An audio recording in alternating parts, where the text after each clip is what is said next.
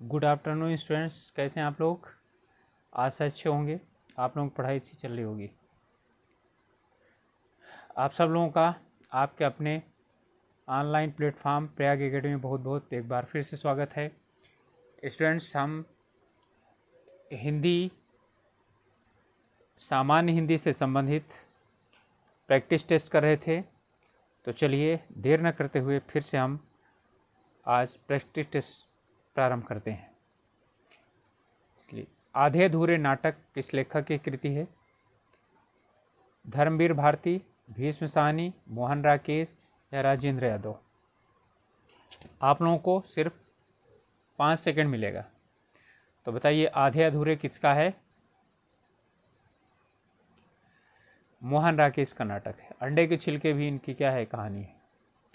झांसी की रानी उपन्यास के रचनाकार कौन है?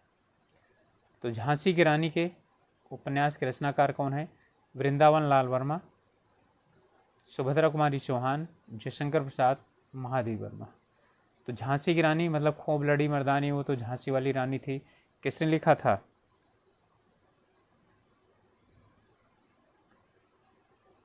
ठीक है, खूब लड़ी मर्दानी सुभद्रा कुमारी चौहान ने लिखा था, लेकिन झांसी की रानी इसे लिखा था वृंदावन लाल वर्मा ने। अगला है, आयुष्मान का स्त्रीलिंग क्या होगा? आयुष्मती, आयुष्मानी, आयुष्मीन या इनमें से कोई नहीं। तो बताइए कौन सा होगा आयुष्मान का? तो आयुष्मान का होगा आयुष्मती। ठीक है।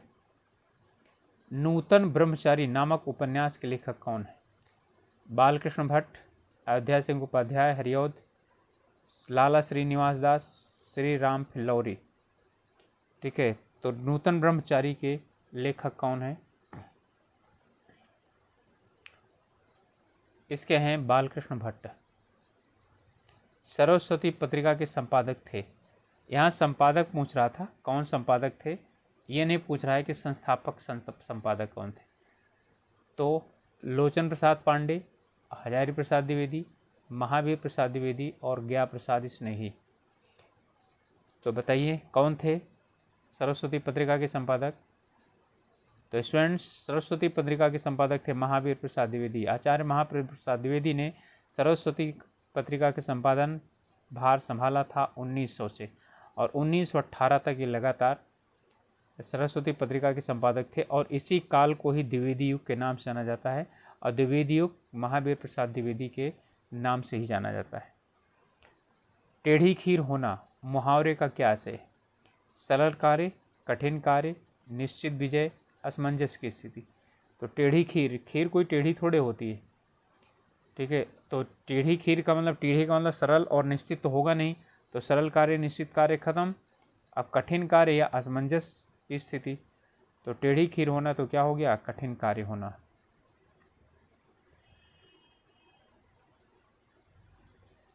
अगला है, मुनिवर में कौन सा समास है? मुनिवर तत्पुरुष, कर्मधारय, अव्ययी भाव या दिगु। कौन सा समास है बताएं? दिगु समास है क्या? दिगु समास तो है नहीं, क्योंकि यहाँ पर क्या है, संख्या ही नहीं है, तो दिगु नहीं होगा। अव्ययी भाव, कर्मधारय और तत्पुरुष, तो इसमें से कौन सा होगा? क्या तत्पुरुष हो गया क्या? मुनिवर का मतलब पहले अर्थ क्या होता है? ठीक है, मुनि और वर यानी कि मुनि लोग, तो लोगों की व्यवस्था यानी लोगों की खासियत बता रहा है ना, कि कौन से लोग या कैसे लोग, तो मुनि लोग। तो कौन हो गया, कर्मधारय। ठीक है, तो ये मुनिवर का हो गया कर्मधारय। निर्मोह का संधि विच्छेद क्या होगा? ठीक है, निह और मोह या निह और यानी कि अरमोह, निर्धन मोह या निह और मोह। तो इसका होगा विसर्ग संधि इसमें, निह और मोह। ठीक है, ये यानी कि विसर्ग से पहले यदि कोई यानी ई अथवा ओ होता है, और यदि आता है तो क्या होता है, ठीक है, पा फा बा भा मा आता है, तो ये विसर्ग रा में परिवर्तित हो जाता है। तो नी और मोह ये हो गया। कोई व्यंजन आता है तो ये परिवर्तित हो जाता है। अगला है, इसमें खिलाड़ी में प्रत्येक कौन सा प्रयोग हुआ है? आड़ी, आ, अक, आऊ। तो यहाँ आऊ वगैरह तो कोई यानी कि है ही नहीं है, लग ही नहीं रहा है, तो अक भी नहीं लग रहा हुआ है। ये बना किससे है? सबसे पहले ये पता होना चाहिए मूल शब्द क्या है, तभी मूल शब्द के बाद ही पता चलेगा। तो खेल है ना, खेल में आड़ी लगा दिया तो बना खिलाड़ी, ठीक है। आ और अक और आऊ नहीं होगा, खेल में आड़ी लगाया तो खिलाड़ी बना। छद्म का विलोम शब्द क्या होगा? पहले छद्म का अर्थ पता होगा तभी पता होगा। व्यक्त, सत्य, निरंतर, निश्चलता, ठीक है। तो छद्म का मतलब क्या होता है? यानी झूठ। तो अब यहाँ पर छद्म का होगा क्या? व्यक्त होगा या सत्य होगा, निरंतर होगा या निश्चलता होगा। तो छद्म का मतलब होता है छल ही होता है, ठीक है। तो इसका क्या होता है? निश्चलता होगा। सही वर्तनी वाला शब्द कौन सा है? चतुरंगी, चतुरंगनी, चतुरंगिनी, ठीक है।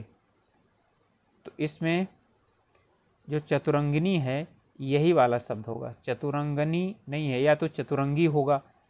तो चतुरंगिनी सही है। तो यहाँ चातुरंगिनी दिया है, चतुरंगिनी दिया है, चतुरंगी नहीं दिया ना, चतुरंगिनी दिया है। तो चतुरंगिनी होता तो सही होता, चतुरंगिनी सही होगा, तो आपका बी वाला सही है। जल का प्रयोज्य क्या है? अम्बु, तोय, वारी, ये सभी। तो अम्बु, तोय, वारी, नीरज, जल जो है ना, नीर, जल, सभी हैं। संप्रदाय कारक में को का प्रयोग किस अर्थ में होता है? संप्रदान में, ठीक है। को का मतलब होता है के लिए। तो इसे अच्छी तरह से मैंने आप लोगों को पढ़ाया हुआ है। तो को का अर्थ किसके लिए प्रयोग किया जाता है? के लिए के प्रयोग होता है, ठीक है। तो को का अर्थ के लिए के प्रयोग होता है। तो यहाँ पर हो गया पर की अपेक्षा या से, तो के लिए होता है। वृक्ष से पत्ता गिरता है, वाक्य में कौन सा वाक्य यानी कारक है? अधिकरण, कर्ता, अपादान या करण? करण तो यानी से होता है, यानी कि जब सहायता से, मदद से, यानी कि कार्य करने का साधन पता होता है तो करण होता है। कर्ता तो काम करने वाला होता है। तो पत्ता गिरता है ना वृक्ष से, तो से है, तो क्या होगा बताइए? अधिकरण या अपादान? तो जब किसी कार्य के करने का स्थान का पता होता है तो अधिकरण होता है, ठीक है। तो यहाँ वृक्ष से पत्ता गिरता है तो क्या हो जाएगा? अपादान हो जाएगा, ठीक है, अलग होने के लिए। अय रमेश यहाँ आओ, इस वाक्य में कौन सा कारक है? आ गया अय रमेश बुलाने के लिए, तो संबोधन हो गया। अधिकरण, कर्ता, संबोधन और करण। अय के बाद सिर्फ लगा होता तो विस्मयबोधक होता है, ठीक है। अय रमेश यानी किसी भी संज्ञा के बाद लगेगा तो क्या हो जाएगा? वो संबोधन होगा, क्योंकि संबोधन संज्ञा का ही होता है। अग्नि का पर्यायवाची क्या है? तो अग्नि का पर्यायवाची सोम है, अक्षी है, आलय है या हुतासन है, ठीक है। तो आलय का मतलब घर होता है, हुतासन का मतलब आग होता है। तो हुतासन क्या हो गया? इसका पर्यायवाची हो गया अग्नि का। अगला है, शुद्ध वाक्य को चिन्हित कीजिए। यह मेरा पुस्तकें हैं, गलत है ये तो। श्री कृष्ण के अनेक नाम हैं, चलिए सही भी हो सकता है, गलत भी हो सकता है। बंदूकों एक उपयोगी शस्त्र है, तो बंदूकों गलत है, ठीक है। बंदूक एक होना चाहिए, इनमें से कोई नहीं। तो सही कौन हो गया? श्री कृष्ण के अनेकों नहीं, अनेक नाम है। अनेक अपने आप में बहुवचन है, ठीक है। तो अनेक का अनेकों नहीं होता है, ठीक है। इस बार ए में पूछा गया था अनेक कौन सा वचन है? एक वचन, बहुवचन। उलट पलट होना मुहावरा का अर्थ क्या है? उलटी पलटी कपि लंका जारी, कूदी परा पुनि सिंधु मझारी, ठीक है। तो उलट पलट का मतलब करवट लेना, हिंसा होना, अपेक्षा के विरुद्ध काम करना या परिवर्तन होना। तो उलटना पलटना का मतलब क्या चीज़ हो गया बताइए? परिवर्तन होना ना, ठीक है। उलट पलट का मतलब क्या हुआ? पूरी तरह से बदल देना, परिवर्तन हो जाना। 19 है, निम्नलिखित में से कौन सी भाषा देवनागरी लिपि में लिखी जाती है? गुजराती, उड़िया, मराठी, बंग। तो इनमें से कौन सी है? गुजराती जो है वो देवनागरी लिपि में लिखी जाती है, ठीक है। और बंग कोई भाषा नहीं होती, बांग्ला भाषा होती है। ऊधम शब्द का विलोम शब्द क्या है? शांत, स्थिर, प्रसन्न या प्रमुदित, ठीक है। तो ऊधम का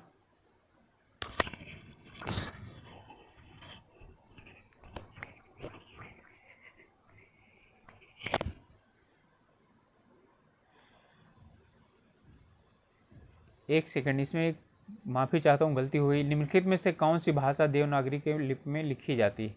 गुजराती, उड़िया या मराठी? इसका उत्तर मराठी होगा, ठीक है। मराठी जो है वो देवनागरी लिपि की भाषा है, ठीक है। अब है ऊधम शब्द का विलोम शब्द क्या है?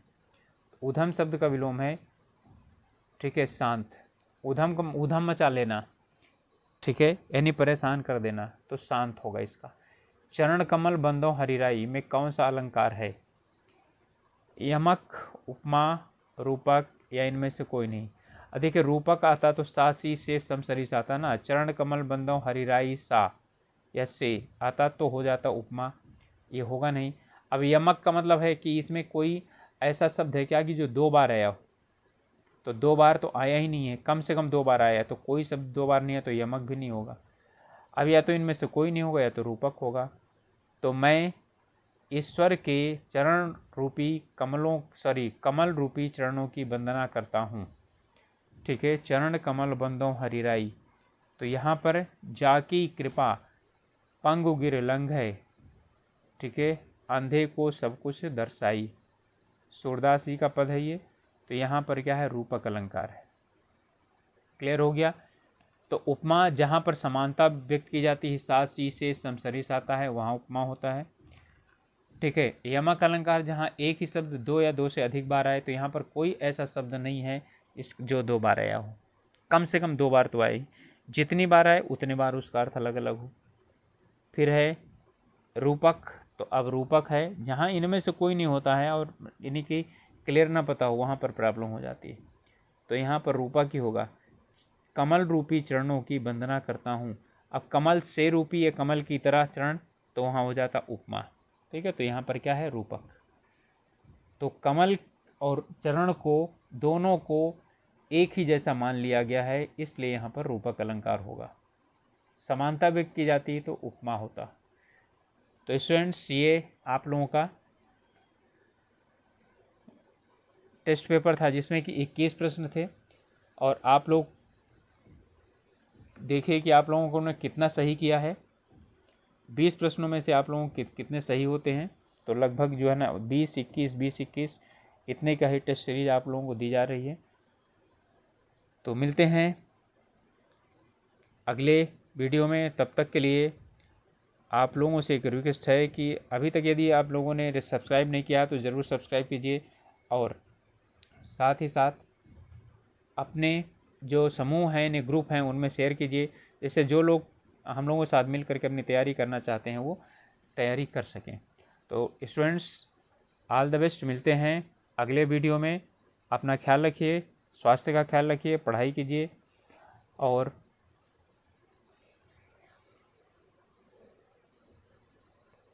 अपने लक्ष्य की ओर आगे बढ़िए। Okay, all the best.